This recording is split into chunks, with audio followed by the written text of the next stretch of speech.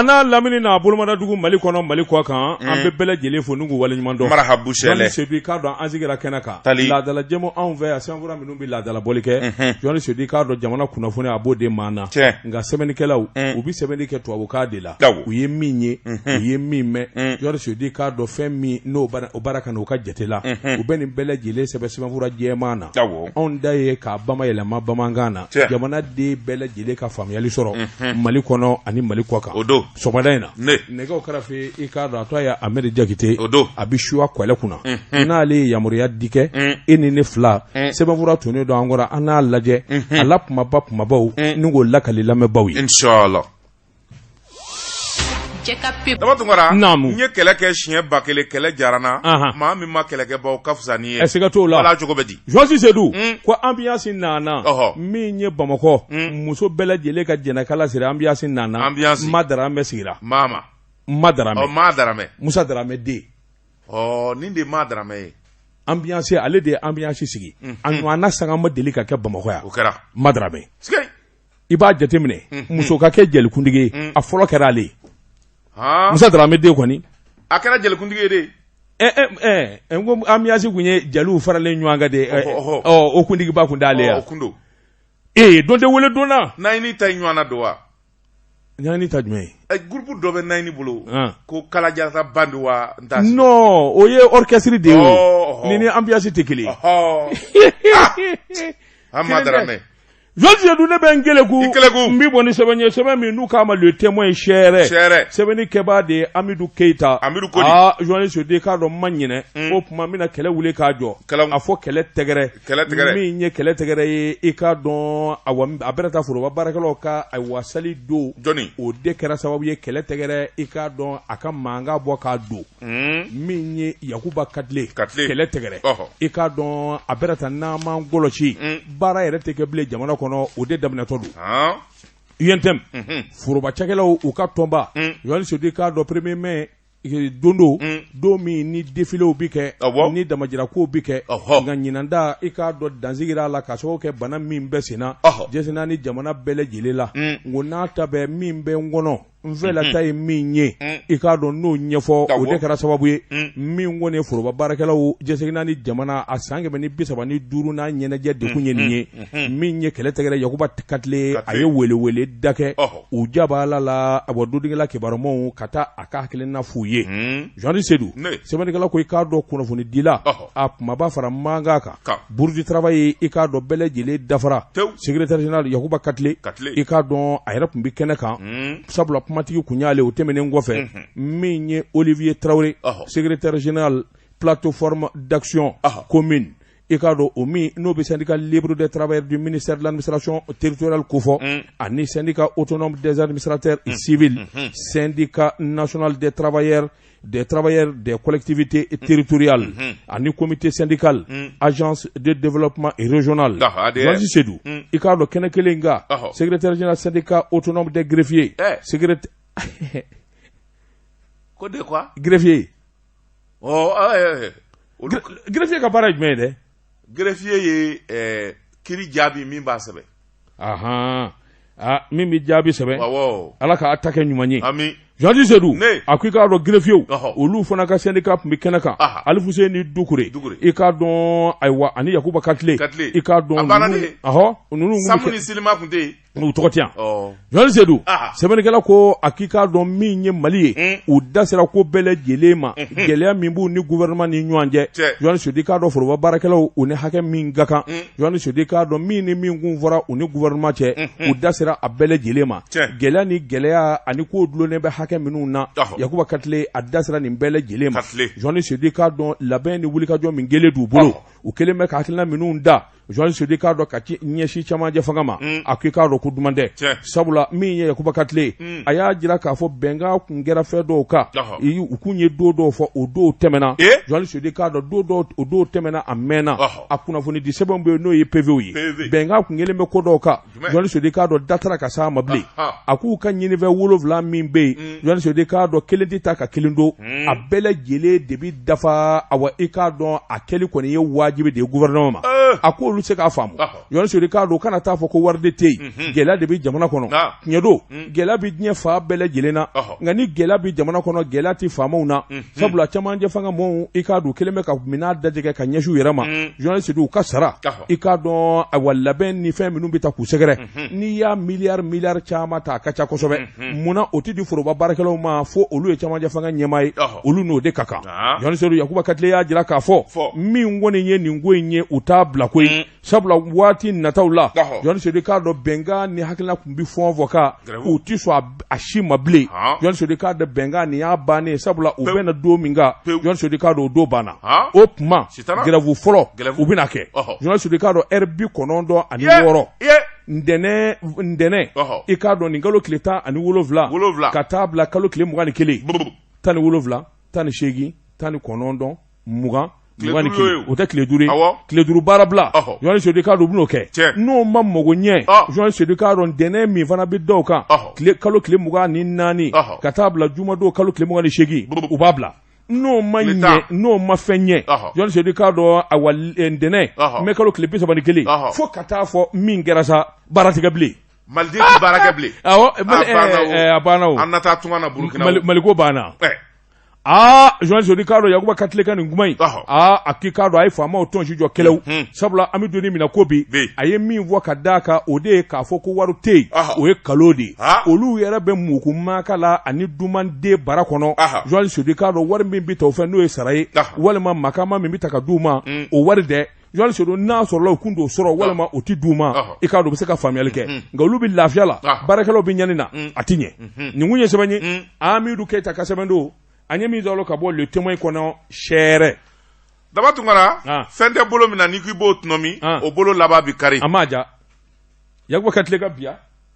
o tuma Mali ka ci wa a cilen kɔ Yakuba Katile ye nin revendication min kɛ tɛmɛnen na ni Mokhtar Wane n'a sigira ale ye wari min fɔ san da Mali bɛ baara kɛ o tɛ sɔrɔ ayiwa ale bɛ ka miliyari 1 miliyari 2 ni miliyari 3 min fɔ o bɛ problème dakala wa ayiwa a ko kɔni ni se miliyari 5 miliyari 6 ma Mali ka san da budget a bɛ t'i jɔ o de la o bɛ se ka ɲɛnabɔ cogo di a ko u ka ɲinifɛn 7 in kelen d'a la min ɲɛnabɔra wa u tɛ kelen bila bilen wa kelen wari tɛ yen Mali tɛ wa an k'a ci po an k'a fara Burukina kan a ma i bolo don Samafu i bolo don Daba Tunkara ne bɛ n tɛgɛ don min kɔni sɛbɛn ye an ko min ma indépendant fasiriba n'o ye la rédaction Mamadou Fofana nin ye ale ka sɛbɛn ye Mamadou Fofana ko a ko minɛn minnu taara ni ka di l'armée ma a ko minɛn ninnu cayara u cɛ ka ɲi u bɛɛ lajɛlen ye kurakura ye nka fɛn min ye Asimi Goyita ani Mokhtar Wane u filila ka min fɔ maaw ye o de ye minɛn ninnu zanna joli u kelen kelenna wari bɛnna joli ma sɛbɛnnikɛla ko a ko n'i y'a ta k'a lajɛ nin ɲininkali ani nin kuma in di sɛmɛ dɔwɛrɛ la a ko n'i y'a ta k'a lajɛ kalo tile 27 tɛmɛnen minisiri min bɛ n'a bɛ lakanako kunna minisiri min bɛ sɔrɔdasiw ka ko kunna ani fɛn min ye vice président Asimi Goyita Mokhtar Wane ninnu bɛɛ lajɛlen ye ɲɔgɔn sɔrɔ jamana faama bɛɛ lajɛlen de nana fɛn min ye minɛndi ye ni ka na baara kɛ tiɲɛ don minɛn minnu nana u cɛ ka ɲi u kolo ka gɛlɛn a bi fɔ minnu ma ko fɛn min ye tutere ye o don c'est l'essentiel c'est le plus important secret défense Allah secret défense an toro de la ni i bɛ ka ni karimu ye an da kan an kan tigɛ wa a kuma secret par partout secret défense banna o d'accord n'an m'a fɔ an b'a fɔ Yamusa k'a livre bɔ oui et sɛbɛnni na Yamusa fa n'a fa dɛ n'o tɛ foyi tɛ kɛ secret défense a bɛɛ de bi fɔ malidenw ye ayiwa naam sɛbɛnnikɛla ko a ko n'i y'a ta k'a lajɛ a ko minɛn minnu dira sɔrɔdasiw ma nin bɛ jamanadenw nisɔndiya a bɛ jamanadenw jigi sigi sabula fɛn min ye transition fanga daminɛ ni sisan cɛ kalo 6 damadon ka wulikajɔ kɛra ni minɛn gwalen ninnu ni ka t'u san ka na n'a ye mariki min yɛrɛ taara ka di sɔrɔdasiw ma bɛɛ lajɛlen bɛnna kan ɲɛsɛrɛgɛ naani bunakun kan k'a fɔ mariki in ngolo ka gɛlɛn n'o ye kiyaw ye sɛbɛnnikɛla ko a ko n'i y'a ta k'a lajɛ minɛn caman nana minɛn caman min ni maa kan k'i yɛrɛ la ɲininka minɛn ninnu wari bɛnna joli ma a kelen kelen sanna joli wari bɔra min sɛbɛnnikɛla ko o ɲininkali bi kɛ sabula fɛn min ye an ka sɔrɔdasiw ye n'i y'a mɛn min ma tutere o 224 o de taara ka di sɔrɔdasiw ma a bɛ kalo tile 27 tɛmɛnen Asimi Goyita Mokhtar Wane ani an ka lakana a minisirisow fɛ sɛbɛnnikɛla ko a ko n'i y'a ta k'a lajɛ fɛn min ye Toyota dɔw fɛnɛ olu taara ka di Toyota minnu bɛ ni maa caman b'i yɛrɛ la ɲininka olu sɔngɔ ye joli ye a n'u sanna joli sabula n'u ye sɔngɔ fɔ bɛɛ maa bɛ se ka jateminɛ kɛ min na an bɛ taa sɔngɔ lajɛ internet kan sɔngɔ min fɔra an ka faamaw fɛ ani internet ta an bɛ t'u da ɲɔgɔn kɔrɔ o tuma an b'a ye wo bɛ yɔrɔ min ani faranga bɛ yɔrɔ min o bi dɔn maa min bɛ ɲininkali la n'o ye Mamadu Fofana ye a ko maa bɛ se ka siga min na o de ye k'a fɔ DFM ministère de la défense des anciens combattants n'a y'a sɔrɔ o ye sugubulon di a ka ɲɛfɔ n'a y'a sɔrɔ Asimi Goyita de ye sugubulon di a ka ɲɛfɔ walima n'a y'a sɔrɔ bandaw de ye yamaruya di k'a fɔ minɛn ninnu ka sa a ka ɲɛfɔ sabula fɛn min ye kojugu ye n'a kɛra maa na a b'i keguya i bɛ ka tile la nin ɲɔgɔnna delila ka kɛ ka blindé dɔw sanna a fɔra k'olu ye karitɔ ye k'a sɔrɔ a blindé kelen o kelen u taara ka taa facture dilan 400,000 mobili kelen 400,000 sɛbɛnnikɛla ko a ko n'i y'a ta k'a lajɛ n'an taara ten cogo la ni mana ma ja fɛn min ye blindé kelen ye u bɛ taa fɔ ko miliyari 1 sɛbɛnnikɛla ko jamanadenw de bɛ ka jateminɛ kɛ o tuma ko in bɛ se ka senni cogo min ni k'a ɲɛfɔ Mamadu Fofana ko a ko min bɛ ɲini bandaw fɛ ani Asimi Goyita u ka bɔ u ka ko in lajɛya sabula fɛn min ye mugu ni kisɛ o sanni bɛ se ka kɛ secret défense ye nka bolimafɛn sanni ka di armée ma o tɛ secret défense ye o tuma u ɲɛ ka fɔ sabula u bɔra télé la u jira la an y'u marqué ye an y'u hakɛ ye o tuma u sɔngɔ ka fɔ Mamadu filɛ nin ye an ye min salo ka bɔ indépendant kɔnɔ a ka bi bɔli la bandaw kɔni tɛ fɛn dogo quel secret défense fɛn min bɔra télé la k'a filmer k'a bɔ réseaux sociaux kan an ka don a kɔnɔ ka tuuru cɛ secret défense bɛ min bilen a y'a sɔngɔ fɔ an ye Jean Seydou i ka dɔn i bɛ t'u yɛrɛ la o ne bolo bugɔ ka don n bɛ bɔ ni sɛbɛn ye sɛbɛn min n'u k'a ma info A7 journal Seydou i ka dɔn sɛbɛnnikɛbaa de ye Yusufu Sisɔgɔ ye Yusufu Sisɔgɔ ko Jean Seydou i k'a dɔn n'a danna ko ma i k'a dɔn kelen kɛra ka ban sabula k'o t'a fɔ a ɲɛ b'i ne ka dɔn politikitɔn min bɛ yen n'u k'a ma ko URD Jean Seydou i k'a dɔn e ko cɛbɔ la a bɔ bolokɔni tɛ ɲini ka da Mamadu Igor Jaraka wa hali n'o kɔni gɛn dɛ ale de n'a ka suru bi ka tɛmɛ bɛɛ lajɛlen kan Soumaïla Cissé ani hɔrɔnya taara lahara Soumaïla Cissé ani yɛrɛdɔn taara Soumaïla Cissé i k'a dɔn a ka wulikajɔ ni cɛsiri ani jamana dilanli Soumaïla Cissé taar'i da Jean Seydou i k'a dɔn ayiwa jɔnni bɛna a tiɲɛ ta Soumaïla Cissé min jɔrɔ awa kabini bi ko tɛ o de ye nin ye Jean Seydou i k'a dɔn URD a ye min ni min fɔ a kɔnɔ Jean Seydou i k'a dɔn o ka bato o de bɛ kɛ sababu ye lafiya bɔda ka na sabula a fɔra min ye URD ye i k'a dɔn maa kura fara kɔrɔlen kan nin bɛɛ lajɛlen jɔyɔrɔ de ye kelen ye URD kɔnɔ Soumaïla Cissé ka kuma don n'o kuma in ye tiɲɛ ye Jean Seydou i k'a dɔn tile filanan URD o donna siɲɔ kɔnɔ na ka taa datugu yɛrɛ da la sabula commission min n'o kan ka ɲɛnabɔli kɛ u taara centre régional d'énergie solaire la Kɛrɛsi Balabugu Jean Seydou i k'a dɔn u donna bureau dɔ kɔnɔ ka da choix min ye bureau exécutif national URD Jean Seydou i k'a dɔn awa min kɔni ye u dafalen u bɛɛ lajɛlen tun bɛ kɛnɛ kan sɛbɛnnikɛla ko i k'a dɔn kuma damadɔ in tun bɛ tali kɛ ka ɲɛsin min ma présidentsigi min natɔ don URD ka cɛbɔ yalima an di dɔ fɔ a la wa Jean Seydou i k'a dɔn yankadi ye n ye min ye ɛri caman de bɛɛ lajɛlen yi sɔn ta damafa sɛbɛnnikɛla ko min ye URD ka présidentsigi ye min ye jama fanba ye URD la caman boloma dalen kun don Bubu Sise kan e ko Bubu Sise ta in o tɛ ɲini ka bɔ a ma de sabula dalu caman de bɔra ka bi URD kɔnɔ awa Bubu Sise ni k'ale nin bɔ a la attention quoi wari bɛ Bubu kun dɛ n'u y'o sen bɔ a la ils sont en train de perdre une chance Bubu est riche oui mais quand même vachement riche oui d'accord mais le parti a des chartes parti ka charte ye min ye maa ti kɛ candidat ye n'i tɛ tɔnden ye Bubu bi carte ta sini sɔgɔma an taara k'o dan sa o bilen ayi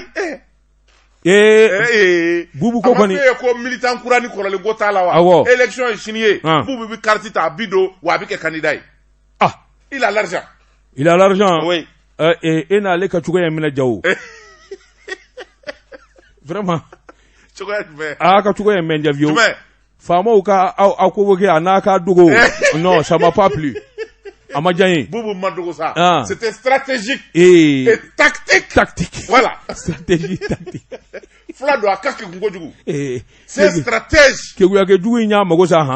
aya mago sa de aya mago masa George Sedou semeni kela ko bubu sise ni orobi ni ka boala sabula ikadon awa minu ngoni da fa URD kono olu ye min ni min vo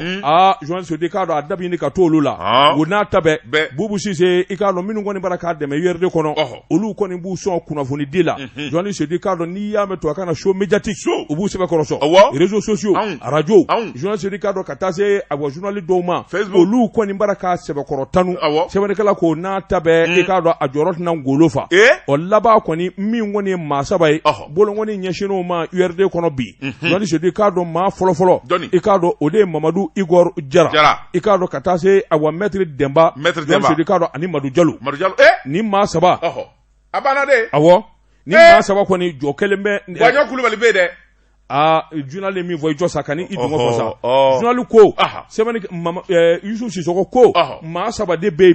ikado minu nga candidat ko puma ikado bina achi olu ni nyuanje folo Mamadou Igor Jara Marakala maître Demba Traoré docteur Madou Diallo Saba voilà abana journal ni ndesebe akonga ni ye ko wala ni ma saba kuta ku boloda Johnny Sedou mimbu bele jele ni gergeche ikado e Mamadou Igor Jara ka kunke jumai Johnny Sedou ikado ni manye ibike jama nyemaye walma president nyini fo ka soro imakadi ijole makadi Johnny Sedou ojo robala idonedu Johnny Sedou ojo robala iye maye mami miseka jama faranywanga ojo robala ikake fendigi Johnny Sedou sabla jamana in politique a wuli ka jona chesiri atita warko Johnny Sedou ni voilà pourquoi j'ai dit boubou ni vo folenvle ni bele jele be awa Igor la mais il y a un problème lequel 2018 contre Ibeka Mamadou Igor Jara a soutenu Ibeka Masonga Soumaïla a soutenu ça c'est pas le problème vraiment toi là tu as des problèmes très sérieux je te dis de te limiter mon grand frère est là-bas qui maître Demba Traoré mais maître Demba c'est mon frère oui mais il n'a rien Drometakou merde wai mais merde wai oh là Demba warta fait akalanedo kala ti fenya abikodo ota bosa abi jamana inve ngo ta bo kala nedo bi fenya ojo se bi ngolo fablia on maître Demba bi tele di wata ni wa mu ga no fe na ala di grati obeke wodi c'est Thomas warti koroku I'm sorry mais relation be korola relation bla so wari ndebi tu il va faire c'est-à-dire que Demba Kangé est parce que tu fais exprès Igor nana on ga kotinya koy Johnny Sedou semeni kala ko ni venama do mi vle ni enyo azoro Mamadou Igor Jara la Johnny Sedou ka do barakela do furoba chakela do adela ka ko ke ka kro Johnny Sedou ni bela jele de fenyi mi ngwani ni obi seben ni jatemena bi ko ka e ka jatemena ka ay baraka bedamna ay baraka Bank of Africa la kala baraka bimna Johnny Sedou ka ministry ya ka do ka akwelma mundora Donia ani Jamadona kabini Amadou Clé Johnny Sedou ay wuli ka joni chesiri minunge fasiri bako olu bele jele de kera sababu ye minye Mamadou Igor Jara ka yele ko sayna Johnny Sedou ka do ni bangi belebele badi a bele jele nuba ale kelemolo ay wuli ka joni chesiri minge Johnny Sedou kana nyine Mamadou Igor Jara kuma ma be ministry ala 2000 milliards Johnny Sedou ale de kera sababu ye ka do ko tengu sabani kala kwa nywana ma dele ka ke jamana kono ni yakili bala ado Johnny Sedou ka do foroba barakalo ka sara le 25 appliqué alors là c'est vrai au Keraya mais qui peut se comparer à lui à l'URD soyons sérieux Warkola Doniana jamana nyedola fona kera tonde ngurado note machitabo tonde ngo mais il est nouveau sumele ko tonde ngura ani korolente URD la ni dona somadana mi nye sandange vous avez le même statut sumala yo jira alors qu'est-ce que tu veux domi arasini chambibo aka parti la kata URD la ayake vice président automatiquement edu ngo chugodi domi Ibanja bibo adema na kata même chose Allah Ibanja be ministre ndi Ibanja tunna de manu il est où il est là Ibanja tunna de il est là ça fait Abdati Kumanade Abia OK Abiya. Foyi kɔni t'a la. Foyi t'a la. Bon, Jean Soda ko nin damanda bi ko min na. I k'a dɔn maa saba in kɔni. Jean Soda i k'a dɔn awa Igor de n'a ka suru. A ko n'o tɛ n'o y'i bɔ a la. Min ye voté san 2022. Jean Soda i k'a dɔn awa min ye nafolo ye. Jean Soda i k'a dɔn o jɔyɔrɔba bɛna y'a la kosɛbɛ. Hali n'o y'a sɔrɔ politiki dɔɔni b'a la. I ka dɔn b'a la. Jean Soda i ma ka di b'a la. I y'a dɔn jolimandiya bɛɛ lajɛlen o bɛɛ bi président la. O kɔni Igor a son sang circule. Alors masakɛya dawula b'a la. Alors a carrure b'a la. N'a bɔra k'a jɔ a joli ma ka di. Wa sɛgɛ n'a ye segu bamanankan ka bamanan mɔlen don koyi bamanan di kana tubabulama lajɛ n'a ye zananda daminɛ Igor bi bamanankan mɛn ni Igor taara kungo kɔnɔ n daba kuma ni si ni ngunjɛ ni jangɛrɛ a bɛɛ nin bɛ non c'est étonnant bon ça c'est important c'est très important c'est très important a b'o dɔn dɛ a bɛ jamana in dɔn a b'a dɔn. Bon, i k'a dɔn maa fila min kɔni bɛ yen. Jɔnni. Jean Soda i k'a dɔn Maître Demba. N kɔrɔkɛ. C'est mon frère. Mon ami. Mon grand frère. Mon allié. Anw de ye sini di janjo kɛ ɲɔgɔn fɛ. Awɔ. Maître Demba il a été au Sini. Au Sini, ah oui. An y'o janjo kɛ ɲɔgɔn fɛ. Assemblée nationale. Voilà. Plusieurs fois député. Voilà. A cɛ ka ɲi o la, a b'o baara dɔn. A b'o dɔn dɛ. Assemblée la. A ka ɲi Kuluba ka tɛmɛ Assemblée kan. A ka ɲi député ya la ka tɛmɛ Kuluba kan. I y'a ye Assemblée kɔnɔ cogo min. N'i y'a ye Kuluba a ka ɲi n'o ye. Ne de bɛ k'a f'i ye. Mais il n'a pas les moyens financiers. Désolé. Wariko tɛ sa. N'o y'i bɔ a la. Min f'i ye sous-région jamanakuntigi in bɛɛ dan bɛ Maître Demba la. N'o y'i bɔ a la. Jɔnni. E b'a fɛ ka ne su ka bila Demba de la o. Demba t'i dɔn ni Demba b'i dɔn. Walahi a tɛ gɛrɛ i la.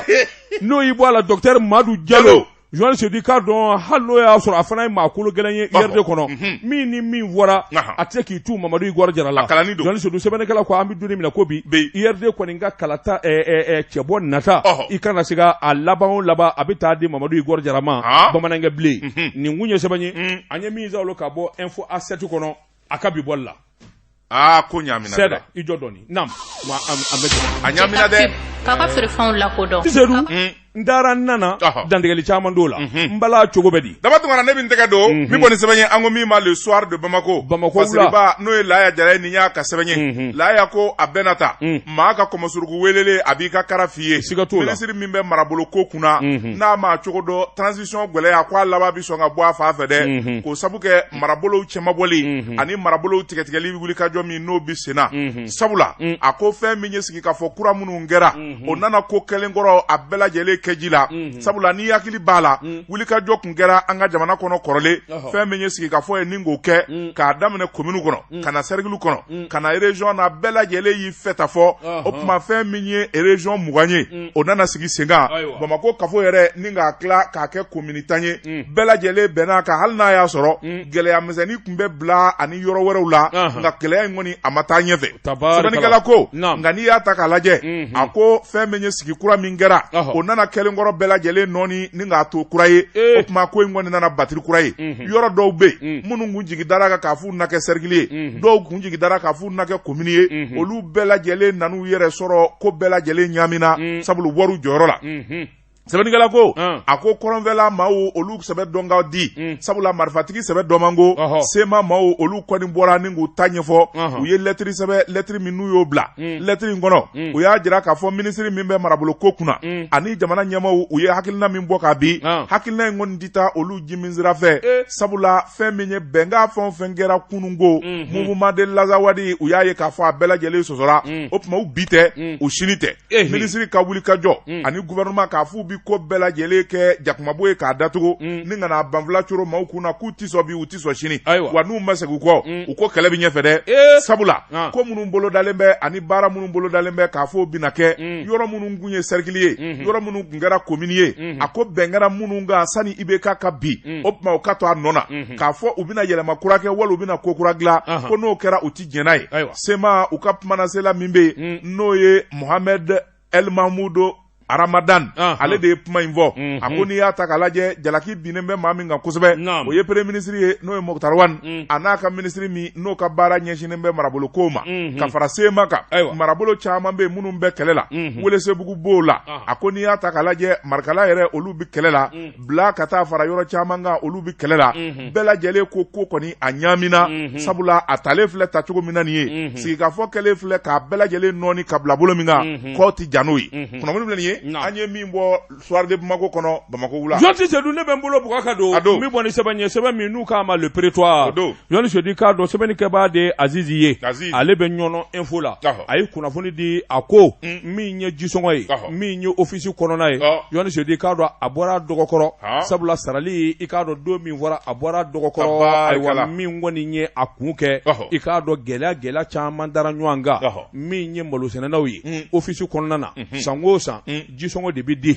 Joni Seydou k'a dɔn office ɲɛmaa Abdul Karim Konate n'u k'a ma Anpe y'a jira k'a fɔ hakaja jateminɛ ka kɛ hadamaden sɛgɛnna maanifin tɔɲɔna i k'a dɔn zone fanfɛlaw a yɔrɔ caman bɛ yen min ye tiɲɛni ye o don n'u kun ji ye tiɲɛni kɛ wa yɔrɔ caman fana bɛ yen lakanabaliya kɛra sababu ye maa caman kɔni bɛ yen o ka sɛnɛ ka dasira la ni jisɔngɔ ko fana mana wuli ji dun sarali ye wajibi de sabula ale de bɛ kɛ sababu ye ji dingɛ ani babolo farali a n'a minɛcogo ɲuman wari in de bɛ se ka kɛ sababu ye k'o fana kɛ Joni Seydou k'a dɔn ko fila bɛɛ lajɛlen ka gɛlɛn n'a ma ɲ'o kɔ o tuma ji sarali a ka bɔ a dɔgɔkɔrɔ Joni Seydou fo mɛ kalo tile 31 san 2021 Joni Seydou bɛɛ lajɛlen k'i lama waasa i ka wari ka se ka sara ka bɛn o ma a ko n'i y'a ta k'a lajɛ min ye sɛnɛ ye office kɔnɔ u ti balo dɔwɛrɛ la o kɔ Joni Seydou bɛɛ lajɛlen b'a kalama k'a fɔ ji sarali fana ye wajibi de a ko nka gɛlɛya caman de dara ɲɔgɔn kan office kɔnɔ ɲina Joni Seydou k'a dɔn ɲina ni san dɔw ma kɛ kelen ye ka sababu kɛ i k'a dɔn lakanabaliya de ɲɛna yɔrɔ caman na Joni Seydou k'a dɔn malo a baara gɛlɛyara kosɛbɛ dɔw bolo n'a ma ɲɛ k'a fɔ e bolo ma san dɔrɔn a fɔra i ka na jisɔngɔ fana di Joni Seydou k'a dɔn gɛlɛya farala gɛlɛya kan a ko n'o tɛ an bɛ don min na ko bi min ye wulikajɔ ni cɛsiri hectare 500 ni 200 ani 61 Joni Seydou i b'a ye k'a fɔ min kɔni o wulikajɔ ni jateminɛ ye i b'a ye k'a fɔ ayiwa kɔlɛ min b'o kɔnɔ n'o ye denbaya ye denbaya 80 ani 300 ni kɔ Joni Seydou ninnu bɛɛ lajɛlen dahirimɛ de b'o la a wari sarata n'i y'a ye 1,300,000 ani fila ani buruburu Joni Seydou o de bɛ kɛ sababu ye i k'a dɔn dingɛ labɔli ji walankatali a n'a minɛcogo ɲɛni a bɛ kɛ sababu ye o de la o tuma an bɛ donni minɛ ko bi Joni Seydou k'a dɔn min ye ayiwa Anpe Abdul Karim Konate a ko mɔgɔw ka sabali i k'a dɔn min kɔni wari sarali ye sabali ka kɛ Joni Seydou k'a dɔn u ka donjan bolodaw ye waasa bɛɛ lajɛlen ka boli ka se ka ayiwa faso niyɔrɔ di o bɛ kɛ sababu ye min b'a to bɛɛ lajɛlen bɛ lafiya sɔrɔ a ko ayiwa office Joni Seydou k'a dɔn a nakun tɛ dɔwɛrɛ ɲuman kɛli don n'a fɔra jagoya wɛrɛ ka kɛ o fana kɔnɔ o bɛ na ni degun ye nin kun ye sɛbɛn ye an ye min bɔ le prétoire kɔnɔ a ka bi bɔli la daba tungara ne bɛ n tɛgɛ don min bɔ ni sɛbɛn ye an ko min ma indépendant fasiriba n'o ye Sori Ibrahima Kulubali ye ciden kɛrɛnkɛrɛnnen kun don Buguni nin y'a ka sɛbɛn ye Sori Ibrahima Kulubali ko fɛn min ye gɛlɛya min n'a tun bɛ CNJ kɔnɔ gɛlɛya in a bɛ ɲini ka duga ko sabu kɛ minisiri min bɛ denmisɛnw ka ko kunna n'o ye Musa Atayɛri ye a ka hakili ɲuman a n'a ka cɛsiri a ko n'i y'a ta k'a lajɛ sigi minnu kɛra CNJ ɲɛmaaya sigi la n'a tun kɛra gɛlɛya ye kabi san 2019 gɛlɛya in kɔni kɛra sababu ye Mali denmisɛnw ni k'u kɔ don ɲɔgɔn ma sabula a kɛra kan fila ye fo ka se saba ma bɛɛ lajɛlen b'a sama i ta fa sɛbɛnnikɛla ko président min sigir'o la o de ye Amadu Jalo ye Amadu Jalo a ko n'i y'a ta k'a lajɛ kɔnkɛrɛ min kɛra Kucala novembre kalo tile 27 n'a tile 28 san 2019 o de kɛra sababu ye ni k'ale sigi a ye baara caman kɛ nka baara in kɔni a nana kɛ gɛlɛya ye sabu denmisɛn caman bɛ yen olu yɛrɛ nana ka n'u sali ko la sɛbɛnnikɛla ko o tuma minisiri nalen sigi ka fɔ ni hakilinaw bɛ se ka kɛ kelen cogo min bɛ se k'a to denmisɛnw ka bɛn kelen ma Musa Atayɛri a y'o baara de daminɛ o de kama a ye nin fan fila bɛɛ wele k'u sigi ni ka négociation kɛ Amadu Jalo sɔnna k'a fɔ ne ka mandat tɔ ye kalo 8 o tuma n bɛ jan i n'a fɔ ne donna CNT la n bɛ jɛn n ka mandat in kɔ n b'a to maa kura ka sigi nɔ la min fana ni ne bɛ kɛlɛ la o ko ale bɛ jɛn transition ka sigi ben voilà bravo le ministre in tɔgɔ Musa Atayɛri non félicitations monsieur le ministre vraiment il faut des ministres comme ça voilà très bien sɛbɛnnikɛla ko a ko n'i y'a ta k'a lajɛ fɛn min ye wulikajɔ ye o kɛra o tuma minisiri ye bɛɛ lajɛlen wele an ka ɲɔgɔn sɔrɔ Buguni denmisɛn fan fila bɛɛ nana a k'u nalen o tuma fɛn min ye dannotigɛ o bɔra k'a bin kɔrɔfɔ ɲɛfɔra jama ye Amadu Jalo yɛrɛ ko jama ma o tuma fɛn min ye minisiri a ye minnu fɔ ani hakilina minnu fɔra ne jɛnna n'a ye n ka démission sɛbɛn bɛ n bolo o tuma n bɛna fɛɛrɛ kɛ ka n ka démission bila maa dɔw bɛ o balo olu la sabu maa kun bɛ olu t'a dɔn fiyewu k'a fɔ Amadu Jalo bi sɔn ka jɛn a place kɔ voilà olu ko an ti sɔn kuma nana caya dɔw ye tabali gosi a o yɔrɔnin bɛɛ polisiw donna k'u lasabali a y'aw sigi Amadu Jalo yɛrɛ bi yan o tuma min b'a fɛ a n'a ɲɛ ye min ye a b'a ɲɛfɔ Amadu Jalo nana kuma ta a y'a jira k'a fɔ ale bɛ min ɲini o ye denmisɛnw ka fara ɲɔgɔn kan u ka kɛ kelen ye u ka bɛn min bɛ se k'a to jamana ɲɛtaa ka sabati a t'a fɛ foyi ka bala k'o sababu ka ale ye sabula ale taara CNT la kaban a bɛ denmisɛnw jɔyɔrɔ fa ye a lɛ ni denmisɛnw ka jan ale yɛrɛ ka wala sɛmɛ wa n ka démission filɛ nin ye minisiri nin ye n ka démission d'i ma. Eh ben Amadou Diallo c'est ça être un homme. Ah, et cɛya kɛ dɛ. Jamana jɔ in ni des journalistes c'est d'où. C'est-à-dire ka balako la nda bla fo ka na ni tiɲɛni wɛrɛ ye. C'est pas bon. Amadou Diallo il a été vraiment a kɛra cɛ han. Non, cɛya dɔrɔn tɛ o. A kɛra faso jɔla ye. Ni gɛlɛya balana ka se nin yɔrɔ in na. Ni k'i bɔra baara ma ban. A banna. Han? Sɛbɛnnikɛla ko a ko Amadu Diallo kɛlen ka baara wala sɛmɛ maire nisɔndiyara a ye foli kɛ ka tanu kɛ ka ɲɛsin minisiri ma minisiri yɛrɛ kuma dila a ma a ko ale ti dɔwɛrɛ ɲini koyi a ti finman fɛ a ti jɛman fɛ a ti cɛ fɛ a ti muso fɛ ale bi min ɲini o ye Mali jeunesse ka fara ɲɔgɔn kan u ka kɛ kelen ye bɛɛ ka na u jeniyɔrɔ ye min ye jamana kɔnɔ u k'o kɛ. Mais c'est tout. Ministre an kun bɛ ɲini ka dimi a kɔrɔ ja an kun m'a faamu. Non, le ministre là il est valable. Baarakɛla don dɛ. Baarakɛla don. Vraiment ne dara la a sera ka nin ko in nin désamorcer cogo min a banna c'est du baara ɲɛna kojugu. Sɛbɛnnikɛla ko a ko Amadu Diallo kɛlen ka wala sɛmɛ denmisɛnw nana ɲɔgɔn ye u yɛrɛ dama nana bɛn a la maa dɔ bɛ yen ni k'o ta k'o bila o ka kalo 8 kɛ CNJ a baara tɔ k'a dagu o kɛra jeune dɔ ye Abibu Dako. Lui c'est un bobo. Abibu Dako o ye bɔbɔ ye. Sɛbɛnnikɛla ko Abibu Dako kɛrɛfɛ denmisɛn caman bɛ yen minnu farala kan ni ka jɛ ka bureau in sigi sabu vice président minnu bɛ cɛsinen bɛ baara misɛnw ma o taari jɔ fɔ 15 la o tuma u ye commission kɛrɛnkɛrɛnnen sigi CNJ yɛrɛ a textes bɛ se ka lakura cogo min bɛ se k'a to gɛlɛya kana don a la u ni dɛmɛbagaw ni ɲɔgɔn cɛ bɛ se ka sinsin cogoya min na u ye nin bɛɛ lajɛlen hakilinataw ta a ko wuli kɔni bɛ kɛ Buguni waati min na o y'a sɔrɔ jeunes minnu bɛ kɛlɛ la san saba u bɛ ka thé sigi ɲɔgɔn fɛ u bɛ baro kɛ u bɛ photo ta ɲɔgɔn fɛ. Voilà, c'est tout. Grâce au ministre Moussa Agata. Le Mali a besoin de ça aujourd'hui. Je se dis cadre politique Thomasi, association Masi, Jamana Kono, Hali Dine Thomasi, Jamana Kono, mi ma kessa ne kunvla. Mais alors, Amatami, wa kelep mais Amadou Diallo ni Gusno minke. Amadou Diallo bora, Gusno kera vice-président doye, Abibou Dako kera président. Mais alors voilà. Mais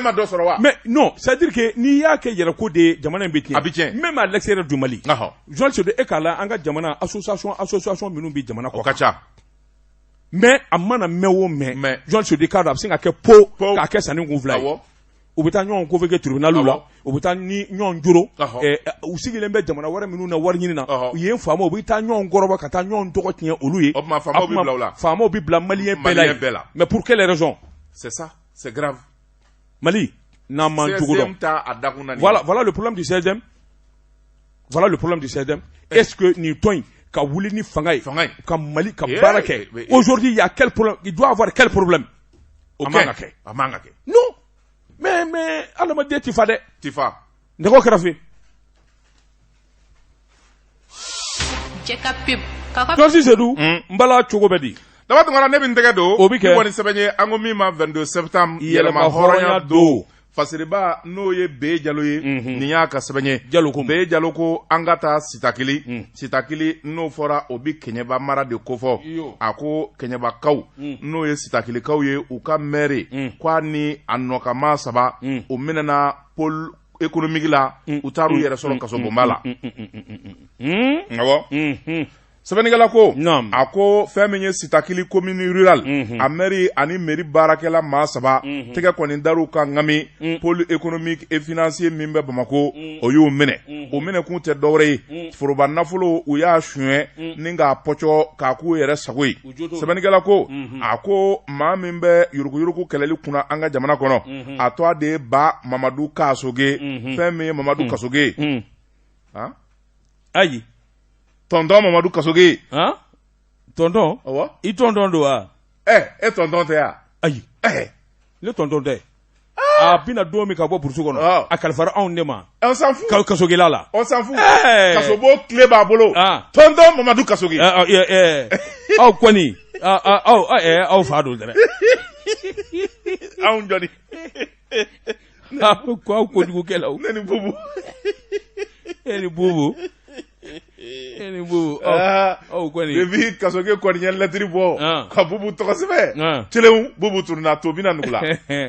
Non, ne kunta yɔrɔ la o. Ne kun dalen bɛ nɛgɛla kɔrɔ ye an ka radio so la ye. Voilà ton problème. C'est-à-dire que i yɛrɛ de t'i yɛrɛ to. N tɛ yɛrɛ to cogo di. Finalement tu vas me pousser à dire la vérité aux gens. Mais dis la vérité. Je dis la vérité. Moi je suis serein. Tu es serein? Ne kun da mɛ nɛgɛla yɔrɔ min. Ne ni gendarme bi temi. Ayiwa ni komi i ko tu es serein. Don min i convoquera k'i ka taa fɛn la. Yɔrɔ jumɛn biche. I convocation dir'i ma yɔrɔ min i ye cɛya kumaw sɛbɛn ne Seydou ne ye cɛ de ye cɛbakɔrɔ i si yɔrɔ n'i tɛ kaso kɔnɔ i b'i ka so walima i bɛ kaburu kɔnɔ ne ye cɛ de ye n convoquelen don o kɛra juma don de ye kun kan ka taa juma komi sini ye juma ye ji jigin i ka t'o la i ye min wele n ko n bɛna f'i ye de i ye min wele i ko a ma kɔrɔ a y'a hakili to n ka denbaya la ne tɛ taa u y'i deli k'i deli Seydou taa convocation yɛrɛ bɔ i sina ka ɲɛji bɔ ten convocation dilen bɔ ko u ko hakili ne ye tile 10 kɛ Bamako ma bɔ Bamako da fɛ n d'a mɛn ka so n d'a mɛ Musabu i tɛ ne ye jɛgɛ diya u bɛ ka sɛ ni jɛgɛ jeni ka diya a banna o ne hakili latigɛlen sa e minɛna cogo min n ko n bɛ taa bɔ foro la ja d'a mɛn ne ɲɛ ye ja da di ɲɛ dɛ kabini e tununa e bɛ ko ka tunu burusi kɔnɔmaa kɔni e téléphone i bɛ téléphone ci i bɛ sɔrɔ téléphone fɛ tari dafilakɛ ka bugufiyɛ la ka duloki farafaralenw di kan na i bɛ misidenw nɔfɛ ko u ka na e dɔn ka sin ka taa a ni fila wɛrɛ la k'a ni bere minɛ ten gendarmekɛ min y'i minɛ i minɛna yɔrɔ min ne bɔra a kalama a ko ne ma i ka cɛ bɛ n bolo han ne ko kɔrɔ a b'a ɲin bolo kan ne tun bɛ émission na ko a tun kɛlen bɛ k'a yɛrɛ kɛ fatɔ ye émission na n kɛlen bɛ ka nɛgɛla sagaworo da grillage kan o bɛ ka jeni can sagaworo in kɔni ne kɔni t'a dɔn gendarme de y'a dun wa radio gardien de y'a dun wa ne kɔni t'a dɔn a jo b'i la o awa i dun i kasi da la hali bi naam tonton Mamadu Kasoge a ye wulikajɔ daminɛ ka sɛgɛsɛgɛli kɛ ni ka t'i bolo da maa min kan ŋami o kɛra maire yɛrɛ ye maire minɛlen kɔfɛ maa wɛrɛ minnu kun bɛ n'olu b'a nɔ la n'olu ye kojugukɛlaw ye mairie yɛrɛ kɔnɔna na n'u dalen bɛ sitakilikaw ka nafolo kan Keɲeba mara fɛn min ye sanubɔyɔrɔ ani fɛn min ye jamana bi dɛmɛ fɛn fɛn da ka taa mairie la u b'a bɛɛ dasi sɛbɛnnikɛla ko a ko n'i y'a ta k'a lajɛ wari min yer'u nɔfɛ i hakili to a la dɛ wari min n'a suyana i kulo ma jɔ CFA wari miliyari 2 maire na a ka dangan u y'o de pɔtɔ sitakili miliyari 2 c'est vrai sanubɔyɔrɔw bɛ yen caman bɛ yen ye de o ye sitakilikaw fɔ a ko o y'u fɔ dɛ sɛbɛnnikɛla ko a ko fɛn min ye Mamadu Kasoge ye ani nin cɛ saba kɛlen ka ɲɔgɔn ye a y'u sigi kabi sɔgɔma ka di u y'u sigi yɔrɔ yɛlɛma wula fɛ u y'u tɛnun ka taa yan fɛ u labanna u wulila k'u jɔ u b'u cɛkisɛ minɛ u b'u ŋɛɲaki sigili digir'u la Mamadu Kasoge a ma kuma u fɛ a nana laban ni k'u bila salle dɔ kɔnɔ n'o ye salle d'audition ye u bɛ bɔ min kalama karaw da sɔgɔr'u da la n'i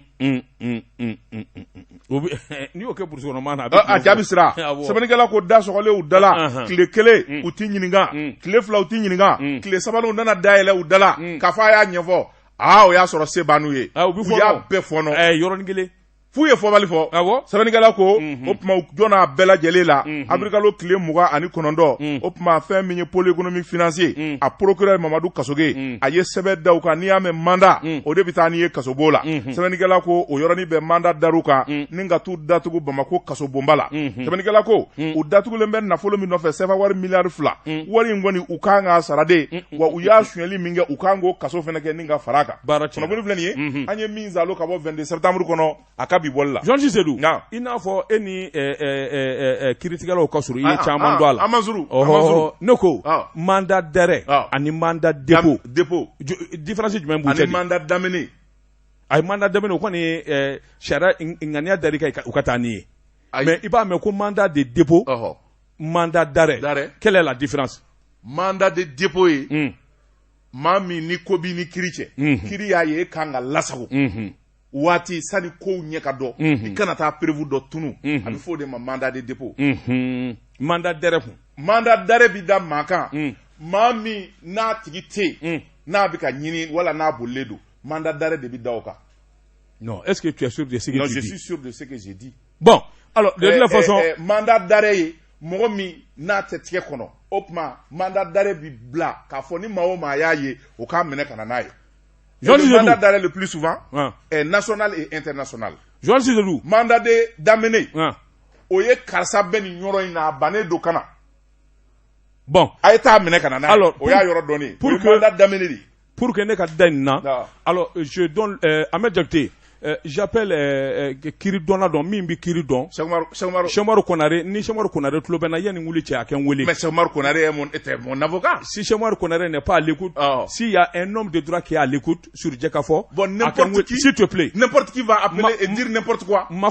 J'ai dit un homme de droit qu'on m'appelle au 20 24 76 29. Maître Alassane Diop. Ahmed Diakité, qu'on m'appelle au 20 24 76 29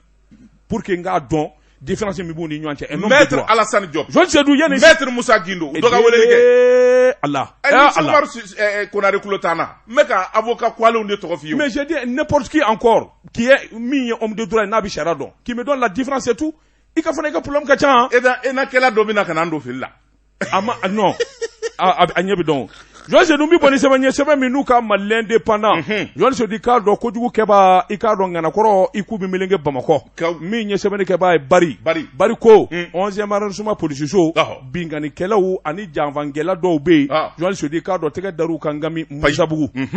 Nunu ngunye motoro Misabugu kosobe. 11e arrondissement a police so kunafuni ninga soro fanda nani bele jelela yirimajo. Je se dit ka do nana wulika joke Afrika lo kilemuga ani woro temeni minuit. Jɔn se di k'a dɔn u nana ngelenge da ni ka zole da fa bɛɛ lajɛlen na jɔn se di k'a dɔn karaw min ye Isa Y Kulubali i k'a dɔn ayiwa a n'a ka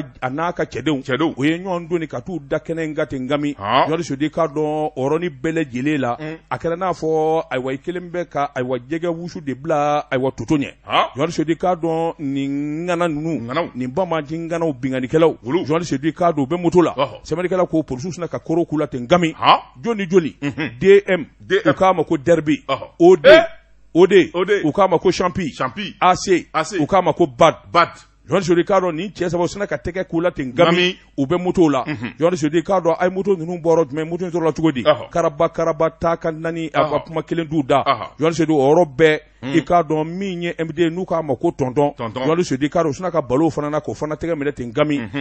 jɔn se di o fana bɛ moto Jakarta la i ye nin moto in bɔ min jɔn se di k'a dɔn haraba kuma kelen da DM n'u k'a ma ko Derby jɔn se di k'a dɔn u sina ka to o jabala la ka taa yen lajɛ sɔmin kɛra k'a fɔ ale yɛrɛ de ye binganikɛla ninnu ka ɲɛmaa ye u taara pistolet automatique kelen sɔrɔ ye farafin dilali ta jɔn se di k'a dɔn ayiwa o yɔrɔnin bɛɛ e ye nin bɔ min nin ye jɔnni da ye ne ta tɛ koyi nin tɛ ne ta ye koyi BC de y'a di ne ma u ko min ma ba de ye nin kalifa ne ma i k'a dɔn jɔn se di k'a dɔn ɲininkali barika nana bonya tiɲɛ don nin marifa in dɛ an bɛ bingani kɛ ni nin de ye ka nin da mɔgɔw disi la min ye Misabugu a n'a lamini jɔn se di k'a dɔn yɔrɔ bɛɛ i k'a dɔn u y'u fara ɲɔgɔn kan u nana fɔɔnɔ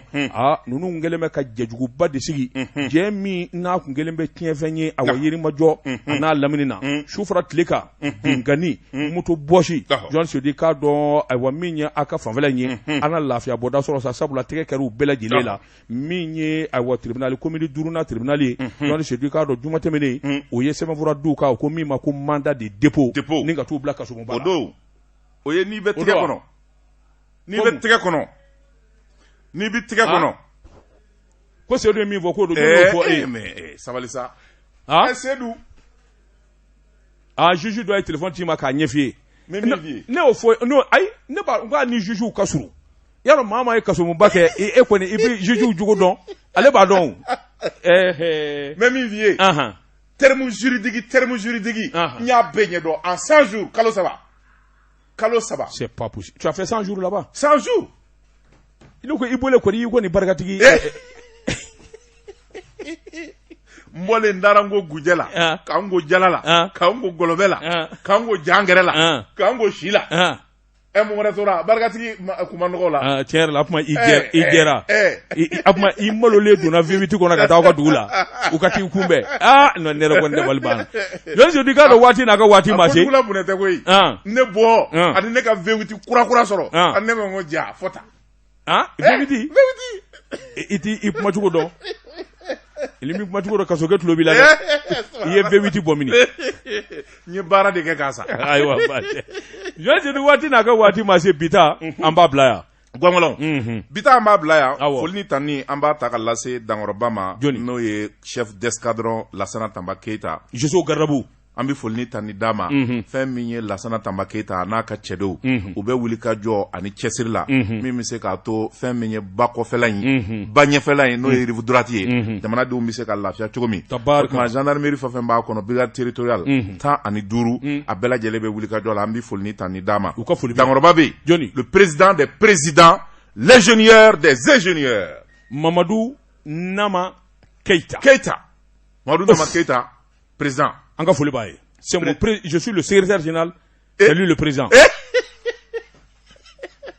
Secrétaire général de quoi? Président de quoi? Bon, Mamadou Nama Keita, le président des présidents. De quoi? Je te pose la question. Président des présidents. De quoi? Le président de quoi? Des ingénieurs. Ah, merci. Merci. Très intelligent.